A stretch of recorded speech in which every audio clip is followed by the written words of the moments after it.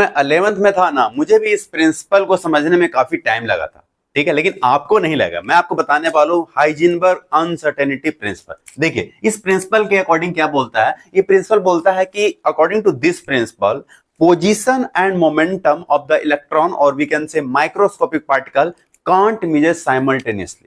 अगर आप पोजीशन और मोमेंटम दोनों को अगर आप एक साथ मेजर करना चाहोगे तो वहां पे क्या होगा, कुछ एरर आएगा। इसीलिए इसका नाम क्या है, अनसर्टेनिटी प्रिंसिपल। क्या है, अनसर्टेन, मतलब फिक्स नहीं है। तो चलो मैं इसको आपको एक इक्वेशन के थ्रू समझाता हूं। देखो इसमें क्या है, delta x into delta p equal to क्या होता है, ग्रेटर देन और इक्वल टू क्या होता है, एच अपॉन 4 पाई। ये अकॉर्डिंग टू दिस प्रिंसिपल है। हियर डेल्टा एक्स क्या है, इसको मैं बॉक्स बना देता हूं।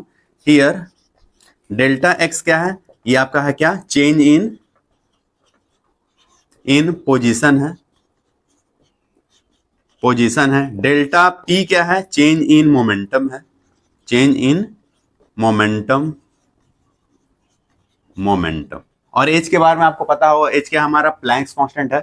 एच क्या है, प्लैंक्स कांस्टेंट है, जिसका वैल्यू क्या होता है 6.626 इंटू 10⁻34 जूल इंटू सेकंड। ये आपका क्या होता है, हाइजेनबर्ग अनसर्टेनिटी प्रिंसिपल। एक तो ये वाला फॉर्मूला हो गया। दूसरा ये आप ये कर सकते हो, ये जो डेल्टा एक्स है, delta x into delta p. Delta p nothing but momentum. Momentum क्या होता है, मास इंटू वेलोसिटी, और you can say m into delta v greater than और इक्वल टू एच अपॉन 4।